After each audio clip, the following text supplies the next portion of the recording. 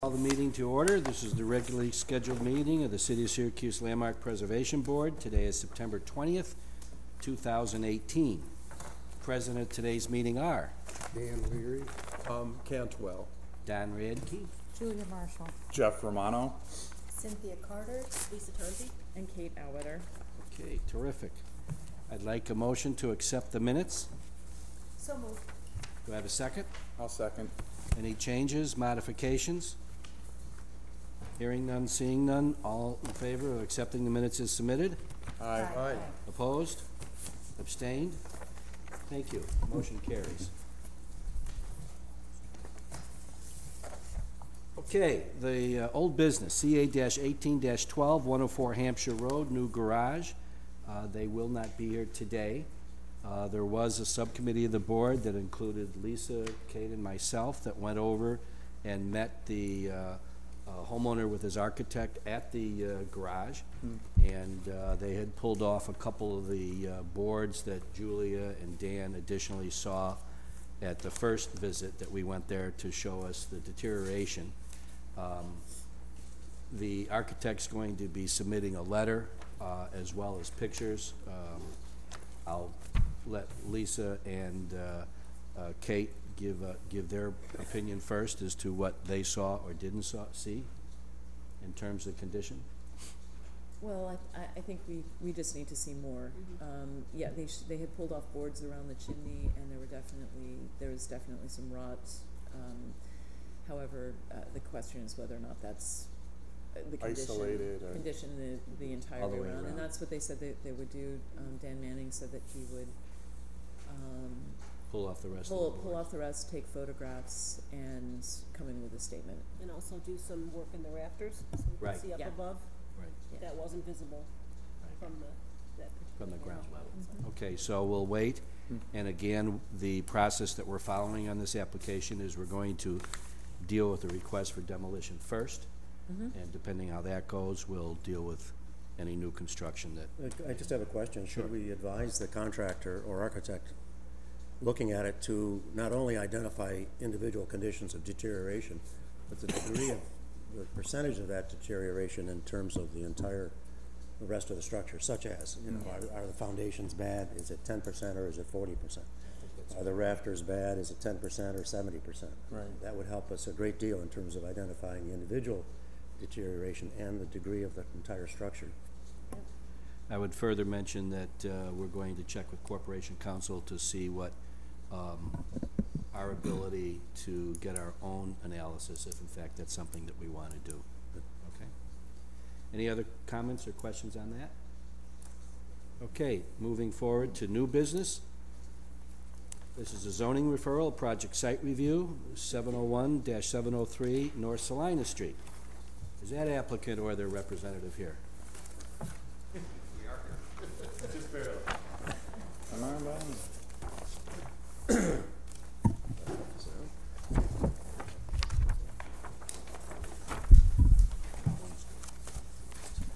Okay, just want to let everybody know that the current administration's moved to be as transparent as they can. As an applicant, you are on live stream. This is a public open meeting. You'll have a camera facing you that's in back of us. So I just want to let everybody know that we are live. Okay, the floor is yours. Nice tie. Good day for a tie. That's right. Maybe straighten it out. You want to just tell us what you're planning and doing, et cetera, and please give us your name and address for the record. Well, Jamie. Sure. I'm Jamie Stevens. I'm the owner of the property. Actually, it's an LLC, Ambergate Holdings LLC, but I bought the building about a little over 3.5 years now, and I'm looking to develop it as a mixed-use property with commercial space on the first floor, and the second and third floor will be residential space that I'll actually live in one of the apartments. Okay, good. And I'm Bruce King, Holmes King Colquist Architects. So we started this project, as Jamie says, about 3 years ago, and in kind of preface to any discussion, I think it's a credit to Jamie's perseverance that the building is still actually standing today. When we first went into it 3 years ago, we found roof structure with a wide, about 4.5-foot wide Yankee gutter all the way around it, most of which was rotted out. And of the major roof trusses that support the roof, all but one, the ends of the trusses had rotted off. Thanks to Jamie's efforts, the building is shored and safe today, but it would have taken a minor gust of wind to bring it down 3 years ago. Yeah. It really was. Roof structure was in incredibly bad shape. So, that said, what we found 3 years ago was this building was formerly the Union Smoke Shop.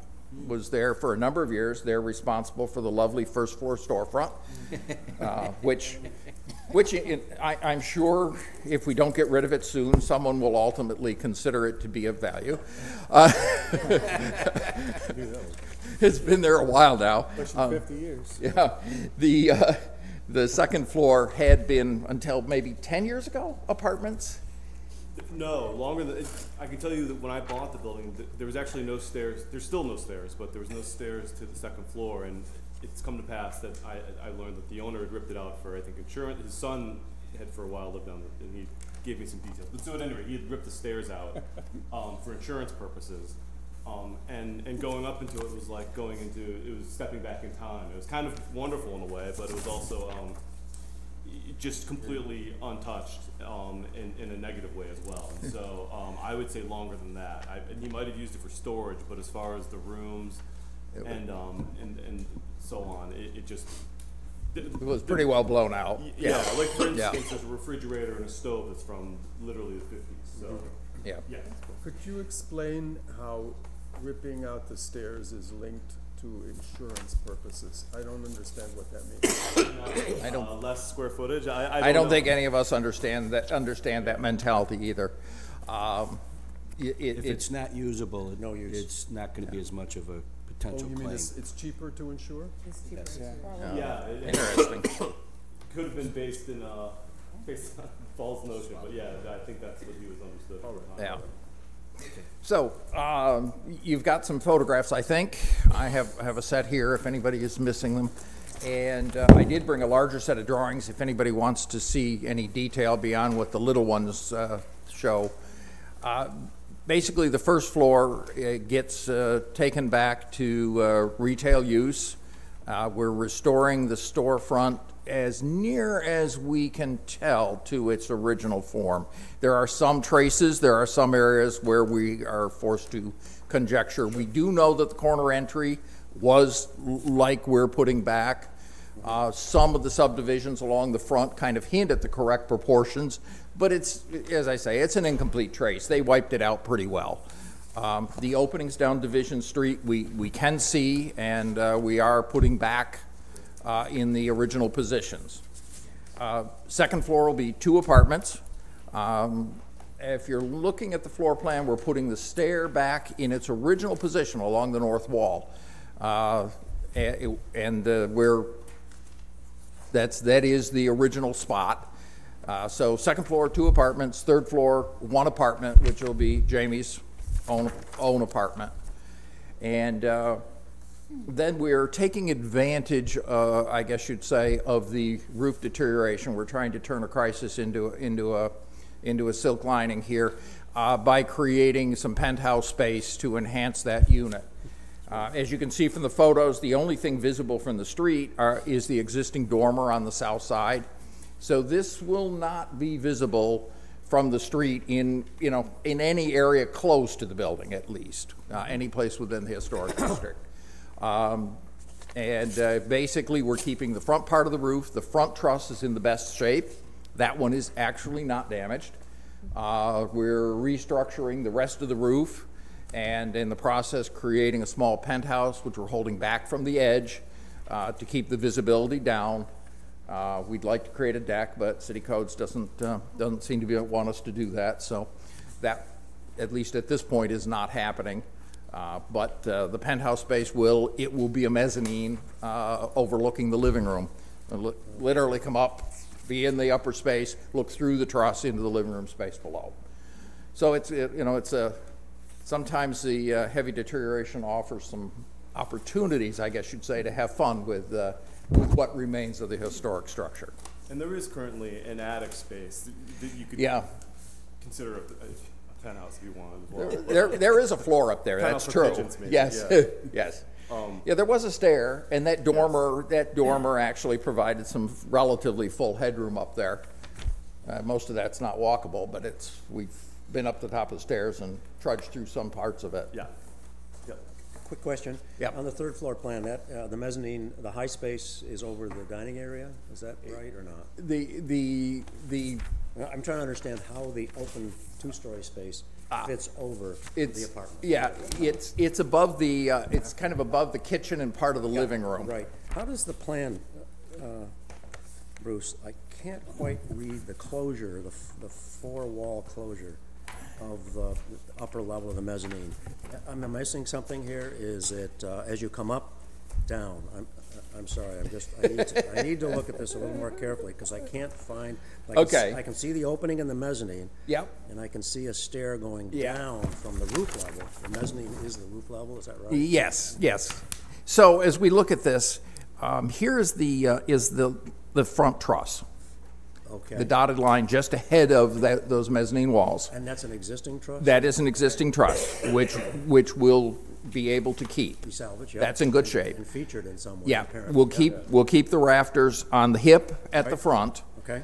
And then we're dropping in new framing where the other two trusses were Sure. to support basically a flat roof behind the existing parapet. Okay. And there's, 3.5 feet of difference between parapet and roof level. It's fairly large. Yeah. I think that's one of the reasons the roof failed so well, is it held an awful lot of water once it started to fail. So basically, this side, the stair side, is open to below. Right. And there's kind of a knee wall here and here, enclosing the back side of this hip. And then this is three-side enclosure with a opening wall opening to the west to the roof. Okay. Does that help, Bob? Yeah, You're looking down at. well, here's what I'm having trouble with. I can see the door going into the mechanical room at the Yep. top of the stairs. Yes. That's What- good. The mechanical room's outside. Okay, that's right, outside to the roof area. Yep. Fine. And what I don't see here is the two-story space, because this looks like the entire area is floored. Has Yeah, a floor in it. Yeah, the two-story space is really this space. Thank you, thank you. Yeah, above the living Where's the room. perimeter wall, Yeah, where's the perimeter wall shown in plan yep. around here? It's, Because you're. yeah, it's really at the outside edge, because Okay, that, so the line weight changes, I'm sorry. yeah, that's a steep, that's a really high parapet. Okay, that's okay. My point Yeah. is that plan, as the heavy cut Yeah. lines for the floor plan, should continue around the Oh. perimeter of that room. I suppose it should, except that it's below the cut line because of the angle of the roof. We're talking drafting language. Yeah, I think, Sorry. I think we should stay with what our jurisdiction is and All I'm our, saying, these plans don't read clearly. Well, that's fine, that's fine. I understand. You can Yeah. fix that one. and Yeah. Thank you. our main jurisdiction is the exterior. And I have one question. As you're looking at the penthouse, Yes, and that's gonna be cement board paneling, yeah. what color are you talking about making that? Let's see, that is here, gray, basically. Yeah, I think, and I'm not wed to it. I mean, I would work with the city in whatever. Trust me, my goal is to make it as historic as possible Right. from the exterior perspective. So but I think that's exactly what we had to discuss. Yeah. Okay. Yeah, Dark, pewter Yeah. gray type thing. Yep. Okay. Make it It'll be receive. similar Yeah. to the shingles on the slope roof. yes, exactly. Very, very similar. Okay. Yep, Great. so that's, You'd have to be down the street in order. Oh, that's right. James Hardy, aged pewter, Kate, if you Okay, wanna. James Hardy. I think I have it too. Aged pewter, Yeah. okay. Any other comments or what I'm showing questions, people. focusing on the exterior? What are the windows in the? What kind of We're, windows? we're heading toward a clad wood window. We haven't finally settled on manufacturer, but aluminum clad wood window. It'll be Marvin, Pella, somebody in that range. Traditional sash widths. They're 1/1 now. We intend to continue 1/1. Both operable. Yes. The storefront, I see the panels under the windows, you're gonna do wood? Yes. Yep. The storefront will be wood construction, painted, MDF panels. And you're doing that right to the street grade, aren't you? Yeah, we're holding it, you know, Yeah. a little off the grade for moisture issues, but No, yes, That's good, because we always look for the best answer to that problem. yes. Applications come in all the time. Yeah. Looking how to best solve that. Thank you. Yeah, we've actually, some areas, we've got to replace concrete that is missing. There's a bunch of nuts and around to get there, but yeah, it's gonna go right to the street grade. And what are these bifolding elements that are shown on the back wall of the mezzanine plan? Are Yeah. those the windows? Those are something like a nano wall, basically an openable wall panel, glazed wall panel. Then there'll be a railing to the outside. But the railing will be above the roof level, so it's high. The railing will be above the roof level, but below the parapet level. Won't be visible. That was our compromise with city codes to the deck question. They wouldn't let us do a deck, so we're going to basically open the wall, have a railing along the edge. Just back to the base, we do allow AZAC instead of wood at that lower base for motion, so. Okay. Yeah, we could approve that before along those lines. I'm assuming from the elevation that on the north side, the building on the north side is not as long, not as deep. That's correct. Yep. And can you talk a little bit about your rear area, the parking and landscaping? Yep. Curb cut? Yeah. Is there an existing curb cut? Yes, there is. It's quite a wide curb cut, and actually, you'll see the note on the site plan, we're narrowing it. We're pulling the line a little bit further to the west. Right now, it's quite a bit wider, and DPW would like us to narrow it, which is fine. It helps the parking. Right now, it's a gravel lot, no improvement. There is a stair from the back door, which we'll replace. And we're basically, doing a simple sheet drain improved lot. It'll be paved, curbed on the entry side. We're creating a little infiltration area at the bottom of the lot, adding street trees that the city arborist has requested, and adding a walk along Lock Alley at the request of the city. It's one of those walks to nowhere, but hopefully somewhere, someday. Just the start. Clean up the street. Right. It does. And Lock Alley is I see Gary's got this note of this granite curb. Lock Alley is actually red sandstone curbing, but, Right. Right. That's all right. and it's there, Other and we'll questions keep or it. comments? I think a comment has to be made that the rendering of the building towards its historic Right. character is very much on point and accurate. Yes. And especially the storefront. The tall glass along the storefront up to a sign band is clearly articulated. Should strengthen the street as a standard. It's excellent. Thank you. Yeah. Yeah, I want, Especially on a significant corner. Yeah. Absolutely. Yeah. Absolutely. If there's no other comments, I'd be looking to entertain a motion. Oh, it's not a motion. Oh, it's a motion, this is project site review, I apologize. Okay, so. comment in the affirmative. Comment in the affirmative, is that what I'm hearing from everybody? Absolutely. Great Okay. project. All right. Thank you all very much. Yeah, thank you. Thank you all. Good luck. Great place to live. Yeah, especially on the heels of the unfortunate fire, so it'll be yeah. nice to have some good news.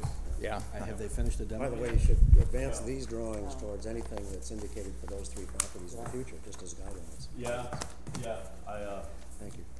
appreciate that, yeah. Yeah, I think a couple of weeks ago, we wondered if we'd be able to present this. Yeah, yeah, that's not an exaggeration. I was actually off work that afternoon as well, and it was Yeah. not looking good for, Both standing there together in the smoke, looking at it and wondering. Not pleasant. So, Yeah. Well, thank you so much. yeah, thank you, everybody. thank you all. Great. Thank you. Great project. Okay, moving forward, the sign waiver, AS-18-17, 301 South Salina. As some of us may remember, we had spent some time with the Rite Aid on this sign, but now it's gonna be a Walgreens. So Kate, do you wanna fill us in on anything, or? Well, it still requires a sign waiver, as you'll notice that the signage, is smaller, than the Rite Aid signage. That flag, at the corner is coming down.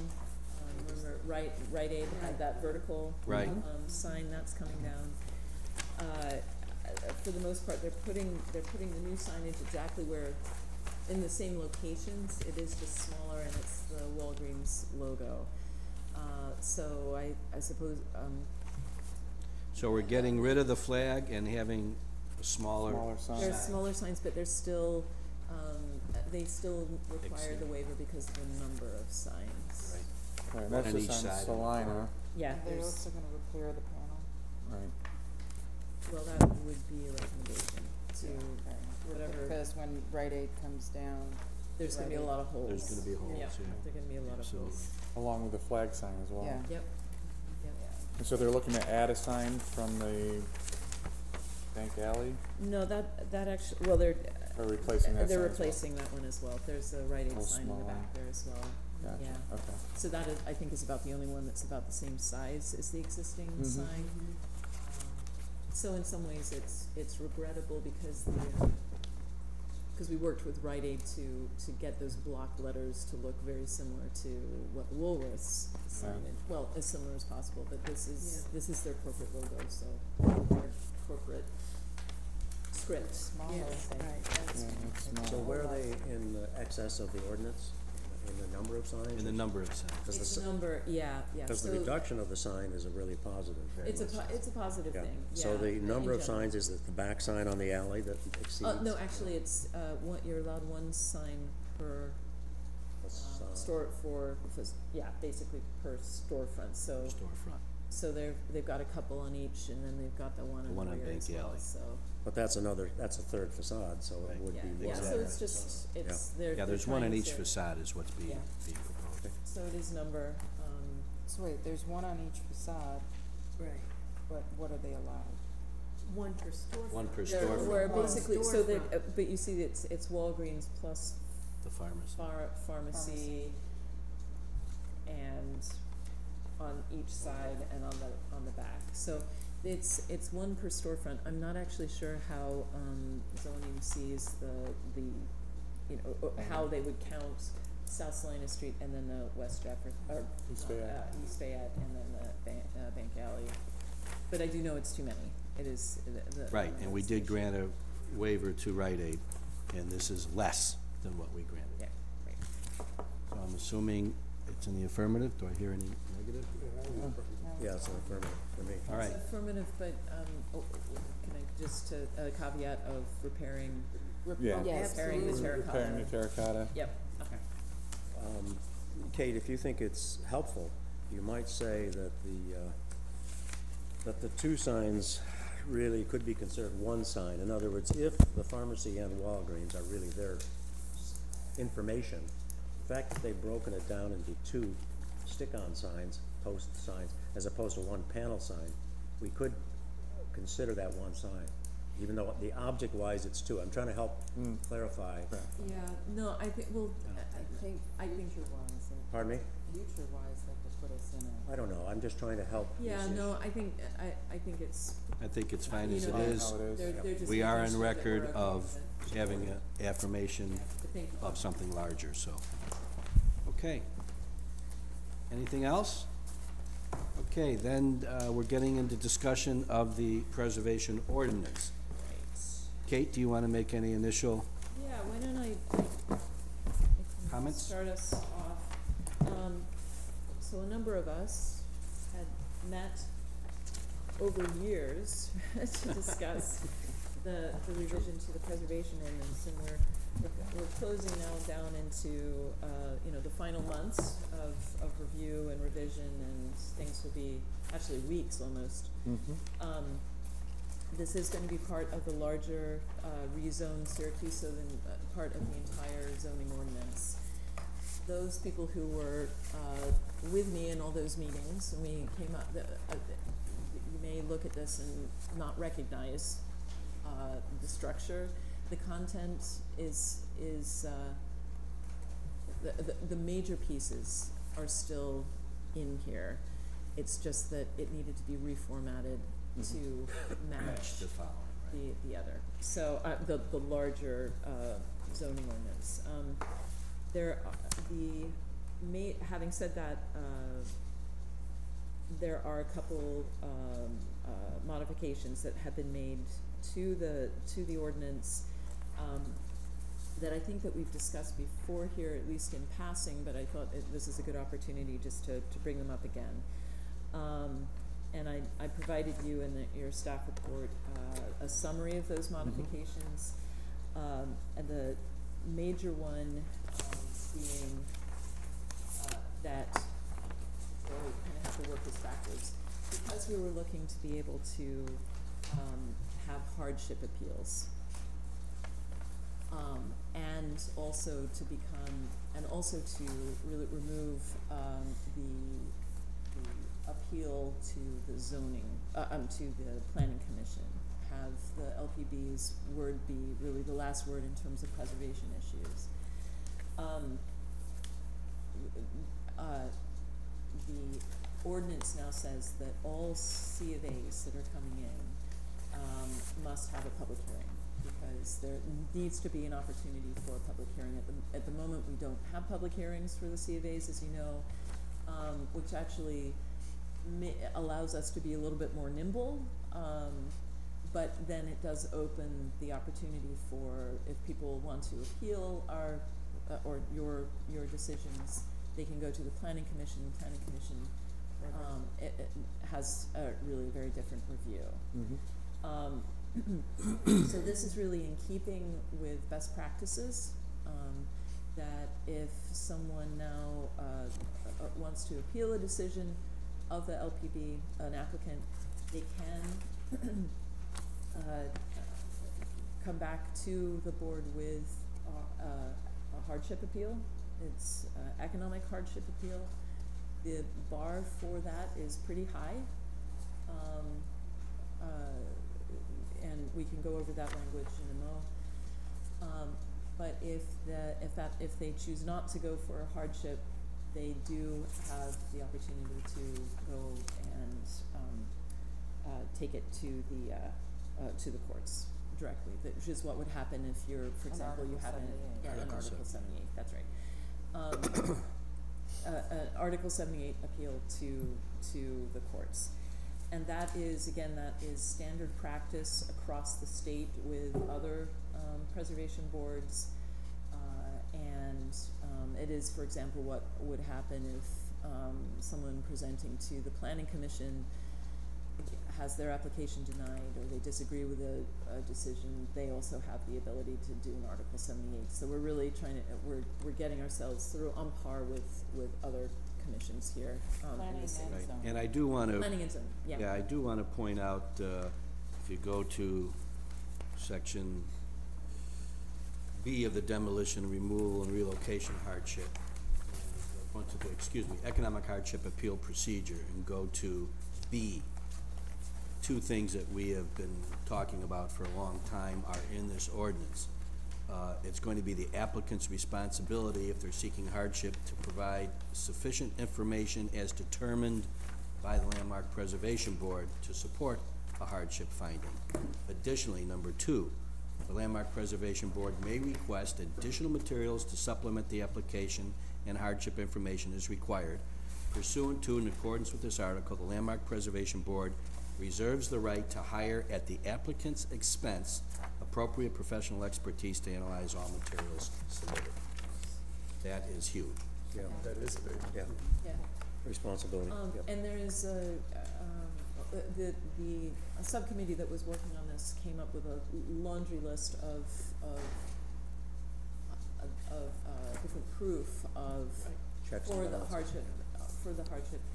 All of that actually has been removed from this text and will be part of the administrative manual. Right. So just so Everybody you know. should know that after this is approved, the rezone is approved, then there's work to a procedural manual, administrative manual that gives a lot more detail. It's gonna be, that's actually gonna be another big piece of this, is to Big make piece. sure that it's all in there. And that is more easily modified and changed going forward than the actual ordinance. Absolutely.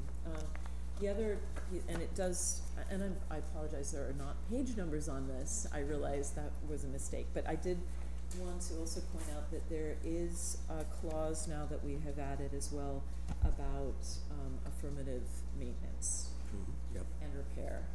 Yep, responsibility for maintenance. Right. Yeah, yeah, and again, the details of what that means will be in the administrative manual in terms of the things that we're looking out for.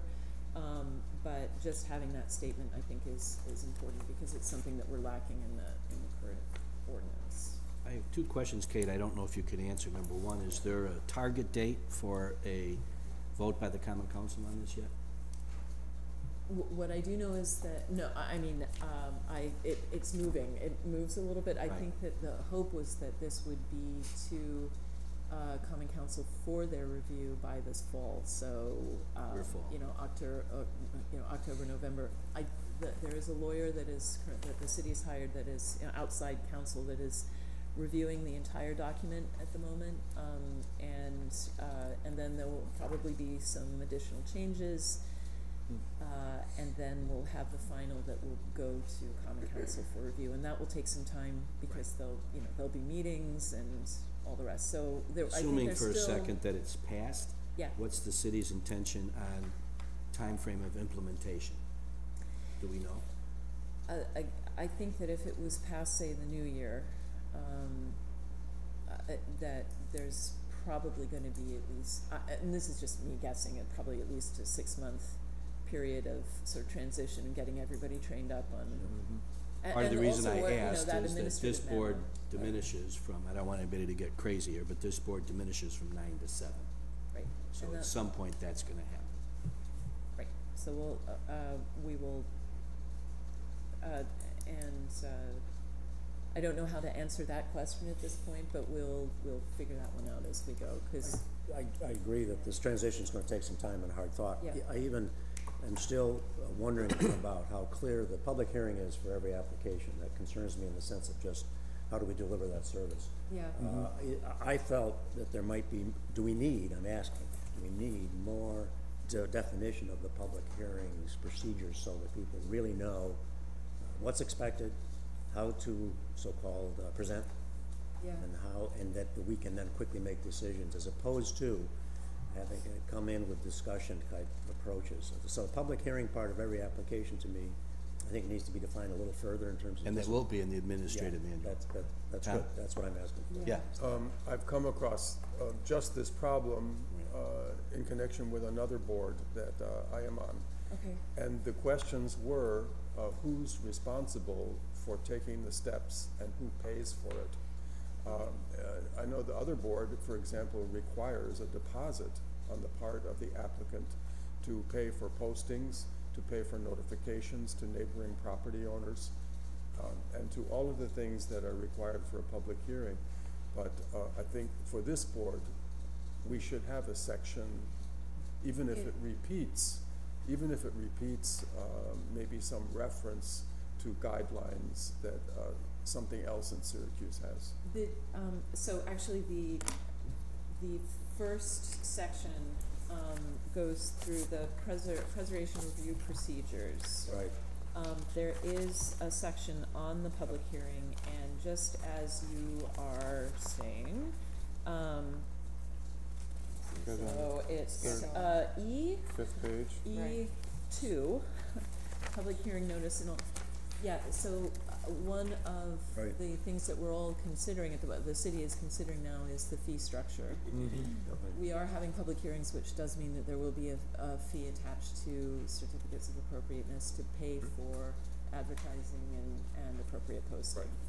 also, I think it's important that this ordinance spells out a role for our staff that is more robust. And therefore, there would be, as compared to today, fewer C of As. And that's part, that is, Part of the so, balance. so, as you'll see in the language is a bit dry, but the whole process starts with the opportunity for having, what's called a pre-application conference. Yeah. And that can either be with staff or with the board. And part of the administrative manual and the work that needs to be done is, moving forward will be to determine, what types of applications, the person in my seat will be able to, approve administratively. And, there are a number of things that you're already allowing me to do, as long as they're they're meeting the particular guidelines, so roof replacements, And colors. colors to a certain extent, certainly in kind stuff, yeah. And I know we talked about, people wanting to install, storm windows, for example, not needing to come here as long as, the storm windows were correct, those sorts of things. What we're trying to get to a point is as much as can be administratively approved will be so,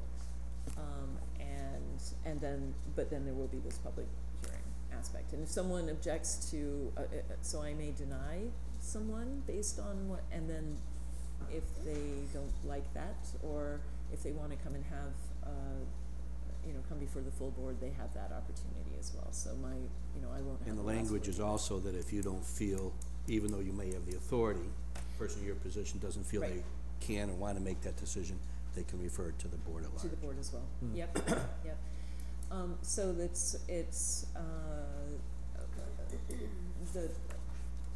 goal here is, on one end, it doesn't seem to be streamlining when you're talking about public hearings, but it's getting as much administratively approved as possible, but then also having the opportunity to come to the full board. The other change that will be made will be that because of the public hearing aspect of it and the timing, that will be probably be every 3 weeks that the board will meet instead of every 2.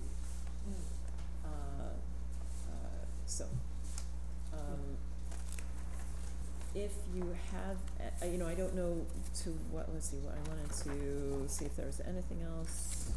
I would Administrative suggest that if approval. anybody has any other comments, would it be okay to give them 2 weeks to get to you?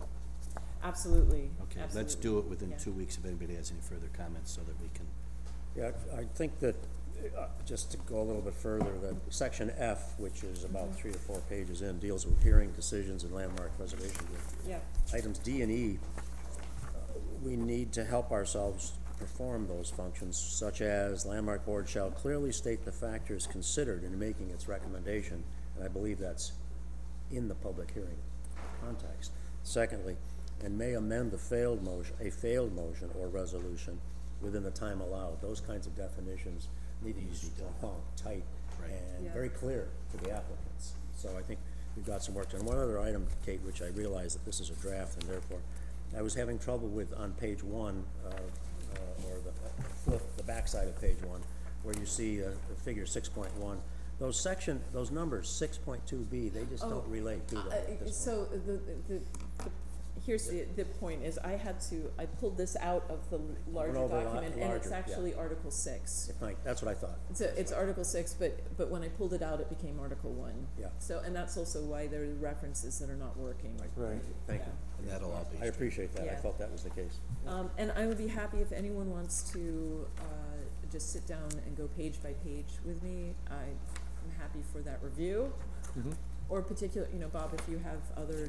That's okay, and I think for questions. everyone's point of view here, I started to think about just how our roles will change and our demands of time. Do we know the impact of having public hearings? Will we have more? Will we have a situation for every 2 weeks we will have a public hearing? Or every 3 weeks. Every 3 weeks. You know what, on average, we're looking at not quite 30 applications. A year, you're saying? A year. Per Oh, and by the way, we still will have zoning. There will still be zoning referrals, perhaps a few fewer. One would hope because things have been clarified and so forth, but there will still be zoning referrals, which are not public hearings. Those will still just be for review and comment, which really is the lion's share of the work that we Sure. do. So it may be that we Yeah. change our role a little bit, where 2 meetings a month might mean 1 for preview, We're and gonna have 1 every 3 weeks. that's it. Yeah. So we'll not And sit. I would suggest that what's probably gonna happen, looking at other commissions, if you look at an average of 30 applications, let's just say half of them can be done administratively, that leaves almost a public hearing potential for almost every meeting. And I would think that what's probably gonna happen is, as with something like the planning commission, the meetings will be less frequent, but possibly longer. Right. But we'll have to wait and see, because we'll have other business to do, not as much as the planning commission, but we'll have other business to do as well. But it would not surprise me going forward that it'll be close to a public hearing each meeting. And think it hopefully would be, we that's can right. hopefully we can deal with like any referrals from zoning first before we open up the Correct. public Yeah. meeting, and then they can leave and open the public meeting. Okay, so again, I know some of us have to go to another meeting, so if you have further comments, please get them to Kate. Okay? Yeah, no, it's okay. I hear All right, good. And just a reminder for everybody, it looks like going forward, our hearings are going to be live streamed, or our meetings are going to be live streamed. So I would